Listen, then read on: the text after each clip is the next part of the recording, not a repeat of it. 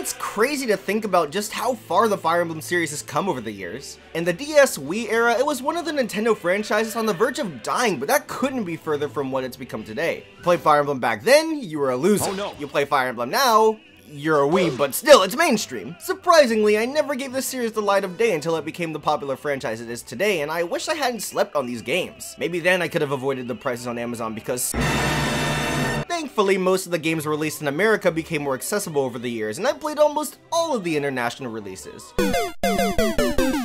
I bring all this up because the Fire Emblem franchise has turned into something else over the years, and I have a lot of opinions on these games. So, I thought it'd be fun to give a serious retrospective, but with a bit of a twist. I didn't play these games in order, however, my personal experience is unique to me, and I want to go back down memory lane, taking you all on the journey I had with my favorite Nintendo franchise. In other words, we'll be tackling these games in the order I played them, not in order of release. This will definitely be a strange sequence of talking about these games, but let's think of it like a box of chocolates. You'll never know what you're gonna get next, and in my case, how the quality will compare to the last. Some are full of delicious caramel, and others have disgusting melted cherry filling that ruin the whole piece of chocolate. You wonder why you grabbed a box of chocolate full of inconsistent flavors and it just pisses you off and Oh, and one more thing, no Japan exclusive stuff. I haven't gotten the time and patience to figure out translations for these games, but I could always tackle these another time. I think it's fair that I haven't imported these, right? Are my opinions still valid? Well, if not, I played the first chapter of The Binding Blade a while back, so there's that. It was aight. I've been talking a while, let's just jump right into this, shall we? Without any further ado, this is that Fire Emblem Retrospective. By me. I already said how I got into this series in a past video, but the SparkNotes version is that I played Smash, couldn't afford the older games, but then Awakening came out and I got it before the price could rise at a ridiculous rate. Got that? Well, we're getting into the first game anyway, so I'm just gonna go ahead and hop into. For a game that saved the franchise, you'd think it'd be unanimously praised, but oh, absolutely not. This game is what started the split between casuals and veterans, I believe. Not really important, but I just thought that was funny. The beef in this franchise is funny. Anyway, for a first into the series, I thought this was a really solid game. The story was okay. I've seen way better in JRPGs, but I absolutely loved the characters. And there were a lot of them too, which was both a blessing because yay, more Gucci characters, but nay too, because I just want to use them all in battle, man. Oh well, at least the soundtrack is fantastic and I don't have to miss out on any tracks, so it helps me cope with my sadness. I expected Fire Emblem to have great music thanks to the fantastic selection put in the Smash games, and Awakening absolutely met the bar. Though graphically, the game's pretty mixed. The character portraits and designs are mwah, with each character standing out appearance-wise on top of their personalities, but the models are trash. It's clear to see that intelligent systems hadn't yet mastered the 3DS hardware. I mean, what are those? I did, however, like all the 2D map sprites, and the battle animations were pretty good. Just not the best looking Fire Emblem game by a long shot, unless you're talking about the CG cutscenes, because those are jaw-dropping, and the voice acting in them just made me want more. It's truly a crime that conversations are just left to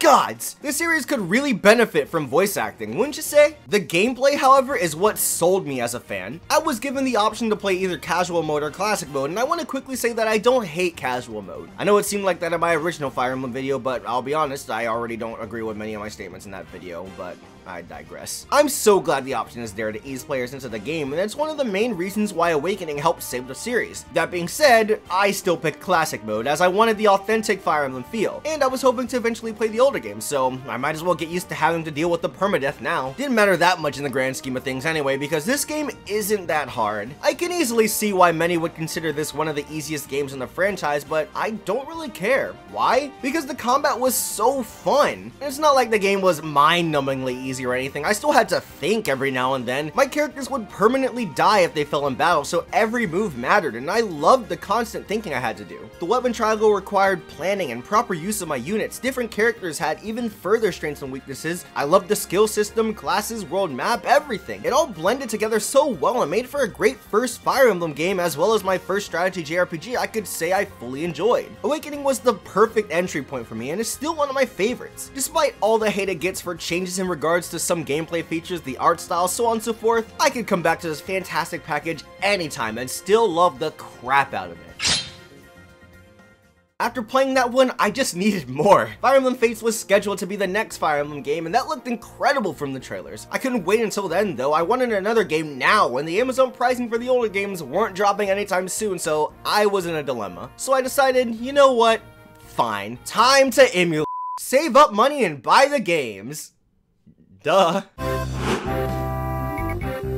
There were 2 Fire Emblem games on the GBA, so those were my options. My computer couldn't run the Teleus games, so I had to work with what I could. I mean, what can I say? Times were rough for your boy. Well, I mean, they still are. I don't know what I'm trying to say. I thought I might as well go all the way back to the first game released outside of Japan, since I planned on playing them all anyway, so it's whatever. I always thought it was strange how they didn't start with Roy's game, which was the real first GBA Fire Emblem game, and he was one of the 2 characters that introduced non-Japanese players to the series from Melee. I can see why they didn't start with Marth, as his game was the true first Fire Emblem game all the way back on the NES, but not Roy, our boy? I still think that's a very weird choice, but oh well. At least for a main lord, we've got the best freaking Fire Emblem character ever! Her design, personality, story, interactions, fighting style, and use as a unit, all top of the line, my dudes! Marth and Roy? Marth and Roy who? As you can see, I quickly got over the fact that the 2 Smash Swordsmen weren't leading the pack this time around because, whoo doggy! Honestly, that can describe my whole experience with Blazing Blade. I loved this game beginning to end, though it wasn't always like this. When I first played it on my Game Boy Advance, I thought it was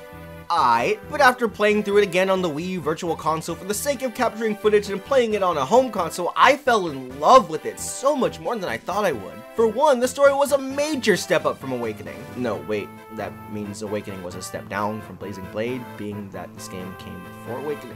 You know what I mean. There were lots of twists and turns, the plot kept going in different directions I wasn't expecting, but unlike Awakening, it was all consistent in quality. I was always looking forward to what was gonna happen next. This was helped by yet another phenomenal cast of characters. I'd say that this is about on par with Awakening. I really can't decide which one I love more. And you've got a whole 3 main lords that are all great. What do we possibly do to deserve this? Even the antagonists were actually memorable this time around, and I didn't realize how much Awakening struggled with this until I played this game, to be honest. I also immediately loved the look of the game. The sprite work is, without a doubt, among the finest on the GBA. The little map sprites were cute, but in combat, all the attacks were incredibly flashy. It made combat feel all the more satisfying seeing my characters act much more animated and lively. This game really makes you feel like the total boss you were meant to be, and it's so satisfying.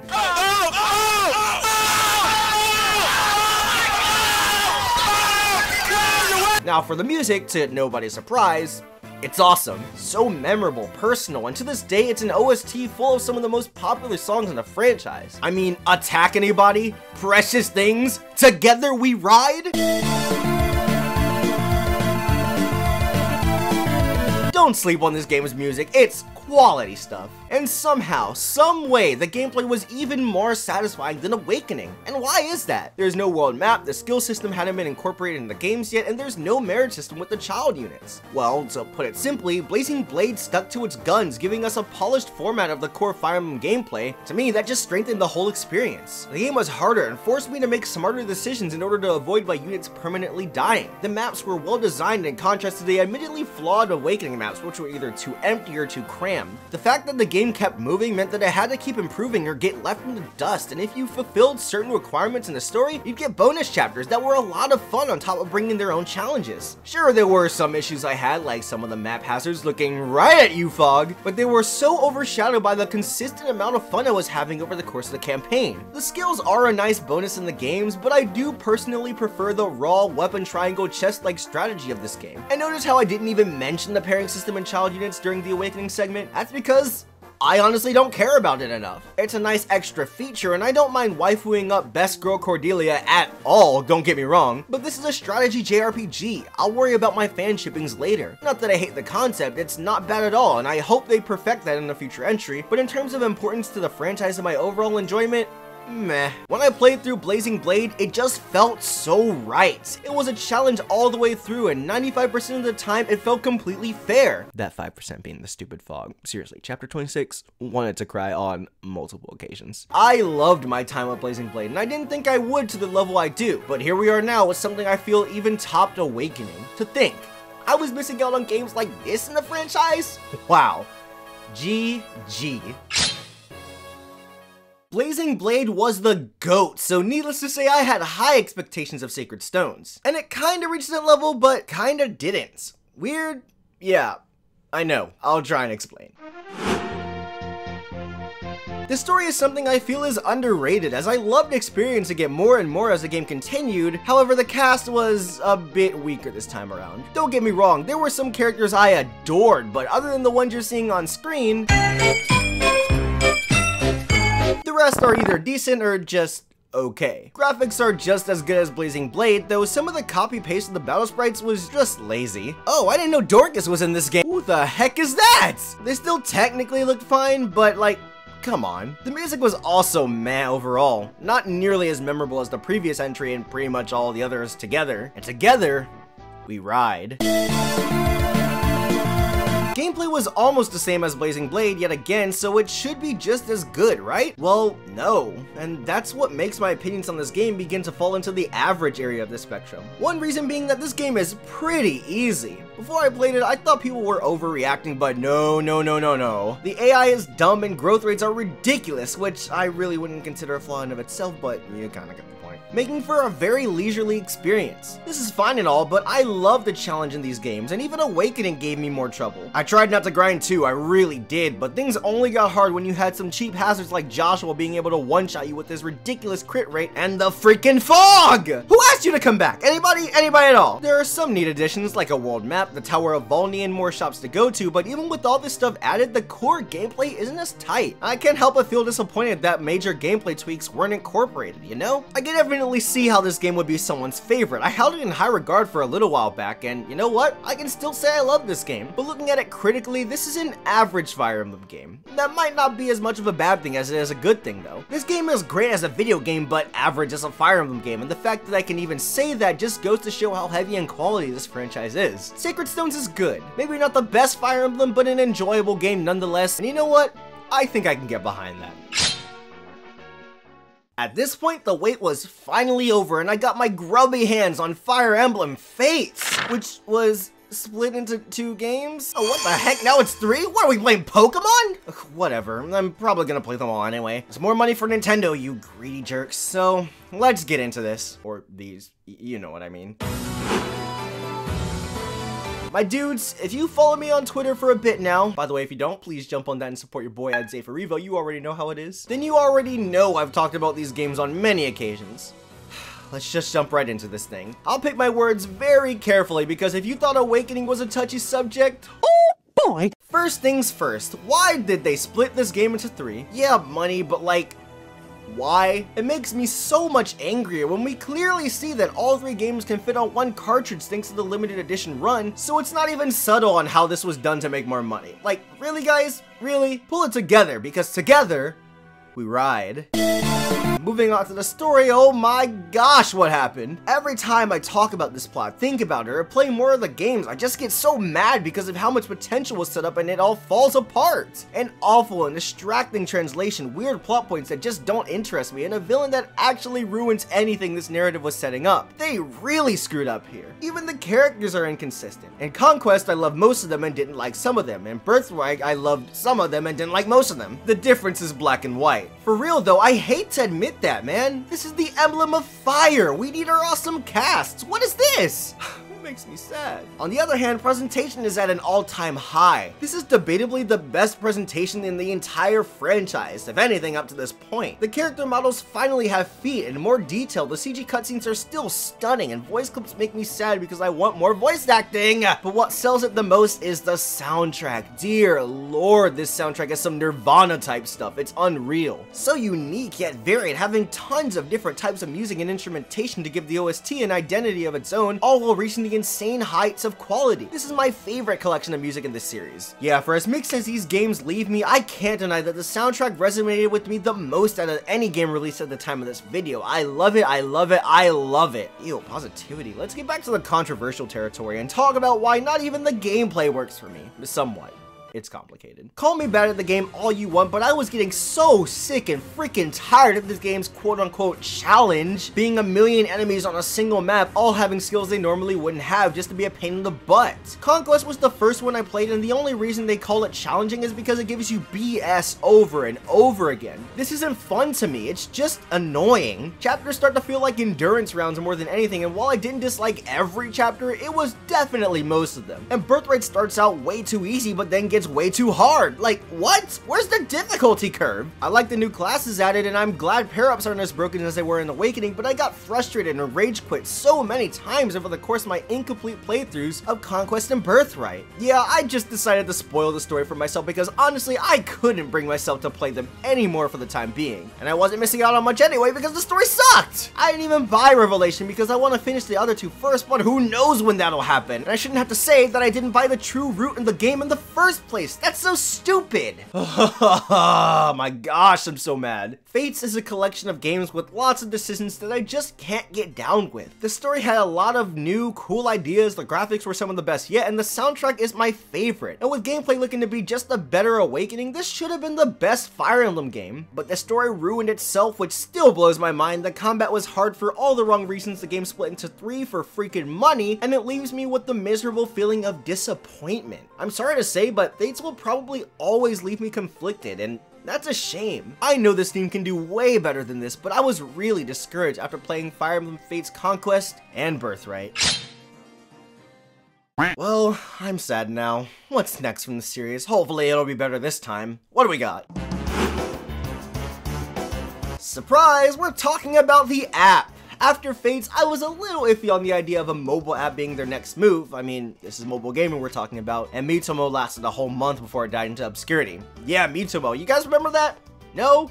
Exactly. Anyway, the app came, and judging by the fact that it's still being played by millions a year and a half later, I think it's safe to say that this app is at the very least popular. On top of that though, it's really good. I actually love this thing a lot. The story's nothing special and gameplay is just a simplified Fire Emblem, but the pick up and play aspect makes it very fun to, well, play. Not to mention that this game looks pretty good visually. Well, it kind of varies from time to time thanks to the different artists in terms of the character portraits.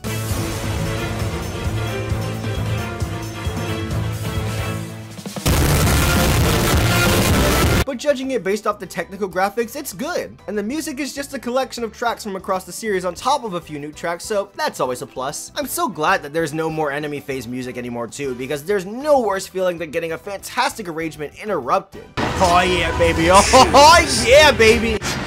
Oh, what the? I'll tell you what though, the reason this app works so well for me is the gacha game elements, and I never thought I'd say that. It's so fun to rack up orbs and bet them all on getting new, recognizable, and lovable characters from a game in the series. These aren't just anime waifus you're trying to earn, these are anime waifus with character. Who would have guessed? I love using the different fighting styles, customizing skill sets to make my characters unique, betting them on the hardest maps in the arena, losing my mind when I pull a 5-star, oh my gosh, it's Lin! And absolutely losing it when I use my hard-earned orbs and get another worthless 3-star. Come on, come on!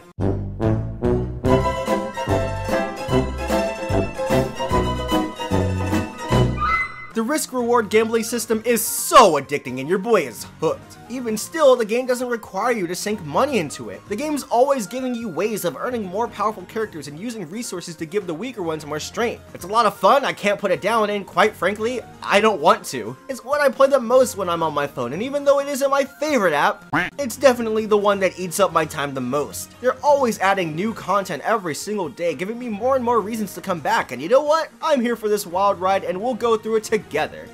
Together, ride, together we rock! Fire Emblem Heroes is a great app and an entertaining one. I know it makes us mad a lot, but we have fun, and that's what mobile gaming should be all about.